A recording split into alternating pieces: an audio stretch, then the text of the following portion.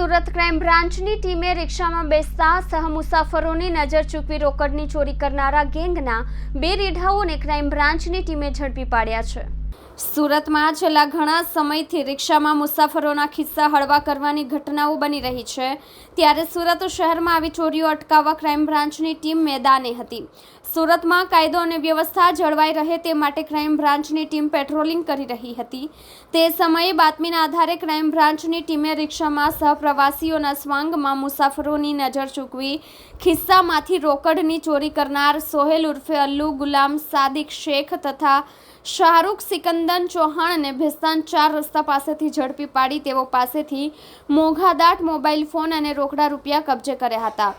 રીઢાઓએ Kapodra police મથકની હદમાં ચોરી કરી હોવાની કબૂલાત કરી હતી। હાલ તો ક્રાઇમ બ્રાન્ચે રીઢાઓનો કબજો કાપોદ્રા પોલીસને સોંપવાની તજવીજ હાથ ધરી છે।